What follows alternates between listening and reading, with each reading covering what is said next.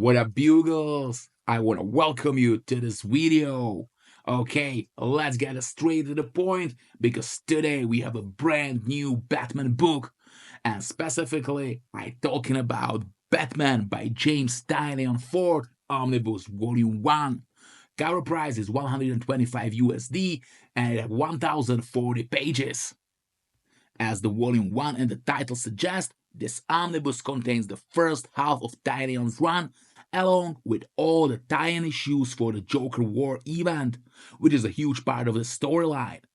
Additionally, we get several supplemental issues focusing on characters like Punchline and Clown Hunter, and as a cherry on the top, the first 4 issues of the Joker series.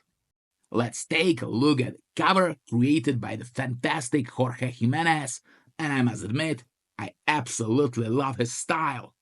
The cover is designed like a movie poster showcasing the main characters of this run: Joker, Punchline, Harley Quinn, and of course, Batman himself.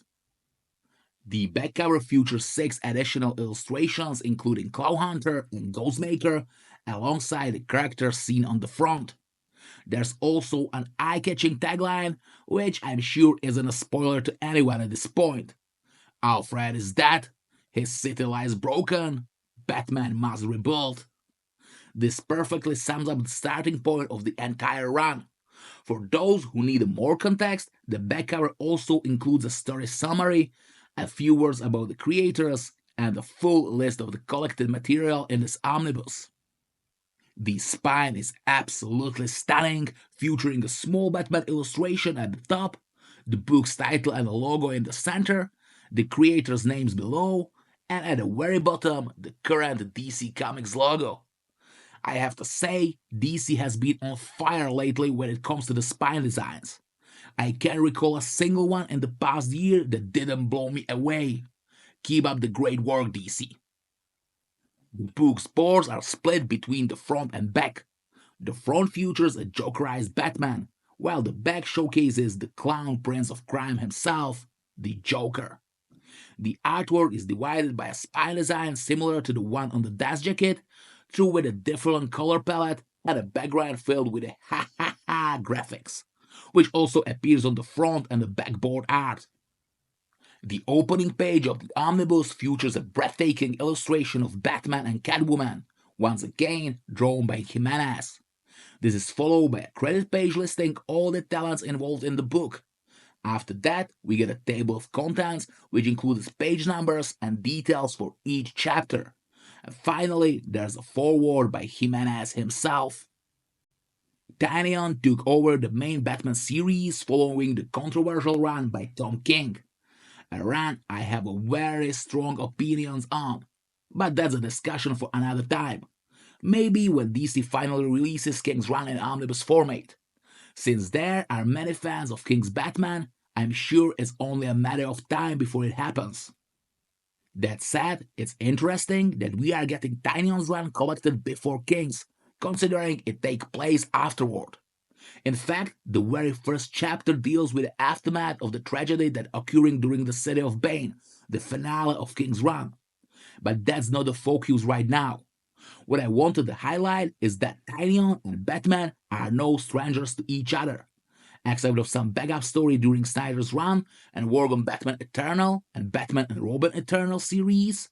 During the Rebirth era, he wrote the Detective Comics series, which, by the way, is fantastic and had also been collected in omnibus format under the title Batman: Rise and Fall of the Batman Omnibus. When he switched to the main Batman series, he shifted gears toward high-stake and high-tech action, new villains, and an evolving Gotham in the fallout of City of Bane. Right from the start, Tynion emphasized that Bruce is looking ahead, with plans to reshape Gotham into a safer place. However, his ambitions are immediately challenged by the emergence of new villains, including the assassin Deathstroke and the enigmatic Designer, a character who sets up one of the book's first arc. One of the strongest aspects of Tynion's run is his ability to balance character-driven moments with explosive action. His Batman isn't just a brooding detective, he's also a strategist and a mentor. Tynion introduced an array of new characters, such as the rebellious Clown Hunter, the deadly Punchline, and the mysterious Ghostmaker, each bringing something fresh to Gotham's underworld. Punchline, in particular, stands out as the Joker's new right hand, positioned as a darker, more ruthless counterpart to Harley Quinn. And Ghostmaker serves as a rival and counterpart to Batman. Unlike Bruce, he has no hesitation in using lethal force, creating a compelling ideological conflict between the two. His presence adds an intriguing dynamic to the series as it challenges Batman's method while also proving to be a formidable ally. However, it is true that none of these characters created by Tynion are currently being used. Yes, Ghostmaker and Clown Hunter were part of the new Batman Incorporated series. And be careful though, don't confuse it with the original one by Grant Morrison. And as for Punchline, from whom DC clearly expected a lot and actually tried to push even after Joker War, the reality is that today nobody seems to care about her, or for that matter, any of the other new characters Tynion's introduced into Batman's world. In Punchline's case, I kind of get it. But Ghostmaker and Clown Hunter felt like a little bit more interesting characters, and I would love to see where they could go in the hands of other writers. But I'm sure sooner or later we will see them return to the pages of comics. And now we get to the Joker War itself. When this omnibus was announced, my friends and I joked that it might as well have been called the Joker War Omnibus, since the main event and all tie-ins takes up a significant portion of the material included in this book. The premise is simple but incredibly effective. Joker has finally won. After stealing Bruce Wayne's fortune, technology, and resources, he seized full control of Gotham. Batman is left with nothing. No money, no gadgets, and no allies, forced to fight an entire city that has turned into a chaotic nightmare. To make matters worse, Joker isn't just after Batman. He wants to rewrite Gotham's legacy in his own twisted image, unleashing an army of Jokerized citizens and his deadly new second-in-command, Punchline. Meanwhile, the Bat family is scattered, struggling to contain the destruction Joker leaves in his wake. The city is plunged into madness, and Batman faces an enemy who knows every trick in his playbook. This time, Joker doesn't just want to kill Batman, he wants to break him completely. One of the highlights of this event is Batman's psychological struggle. Throughout the story, he questions whether his way of fighting crime is still effective. The loss of Alfred, which still weighs heavily on him, adds emotional depth to this journey. The final confrontation with Joker isn't just a physical battle, but a symbolic one about whether Batman can truly save Gotham or if he is doomed to an endless cycle of destruction.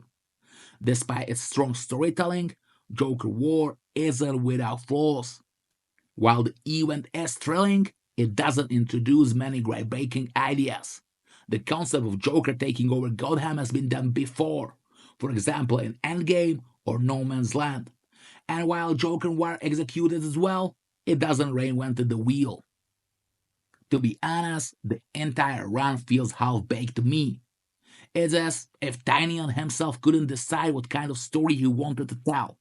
Did he want to write a deep, thought-provoking narrative reflecting real-world events, one that isn't afraid to tackle tough topics and ask uncomfortable questions? Or did he want an over-the-top, crazy comic filled with a brutal action, B-tier badass characters, and moments that completely defy logic? Both approaches are great, and we know from his other work that Tynion can handle them well. I don't even expect him to pick just one direction. He could have effectively blended them. Unfortunately, in this case, both aspects feel underdevelopment, as if the effort stopped halfway. That's not to say that run is bad, not at all, but knowing Tynion's talent, it could have been much better. I'm not sure what the issue is, but ever since Snyder's and Capullo's run ended, the main Batman series has never quite reached its full potential, at least in my opinion. I don't know if it's just me, but I can't shake the feeling that the editorial team might have something to do with it. Would I have to praise? is that the Omnibus includes the first 4 issues of the Joker series, of course written by Tynion. It follows Joker's movements, but more importantly, Jim Gordon's actions after the Joker War event. When the series originally came out in single issues, it was a really pleasant surprise for me, so I'm even happier that we now have it in this oversized format. Hopefully, the second volume will include the next issues from the series. Without any doubt, biggest strength of this omnibus is the artwork. The collection features contributions from several artists, including Jorge Jimenez, Guillem March, Carlo Pagulian, and more. Jimenez's work in particular is highlight. His dynamic, fluid action sequences and expressive character designs make for an exhilarating reading experience. His depictions of Gotham is both dark and vibrant, giving the city a sense of chaos and energy. I can't praise his work enough. The character designs for Tynion's new editions are visually striking. Ghostmaker's sleek, futurist aesthetics contrast well with Batman's traditional look, while Punchline's design immediately sets her apart from Harley Quinn. The Joker War issues are visually stunning, with chaotic splash pages, intense action sequences that showcase the Joker's terrifying reign over Gotham. The extra section brings almost 80 pages of bonus material, which is truly an impressive amount. So, get ready for a generous collection of variant covers, character designs, and warrior sketches. And that's all. Batman by James Tynion IV Omnibus Volume 1 is exciting and visually stunning collection which showcases the modern take on Dark Knight. Tynion's fresh storytelling and Jimenez's extraordinary artwork don't let you down. If Batman by James Tynion IV Omnibus Volume 1 catch your attention, you can order your own copy in our e-shop, comicsbugle.com, your friendly neighborhood comic book shop in Europe. Accept the great catalog of collected, deluxe, and absolute editions, epic collections, and omnibuses, we guarantee you eco-friendly Hulkproof packaging, free shipping in whole EU, an option to pre-order your comic book now and pay for it later. You can also split full price to 4 separate payments because we know how expensive these books can be. So check it out, comicsbugle.com. You can find direct links below this video. And that's all. Thank you so much for watching. Don't forget to smash that like and subscribe button so you don't miss out any further videos. In our comment section, let us know what other books or topics would you like to see in our videos. And see ya, Bugles!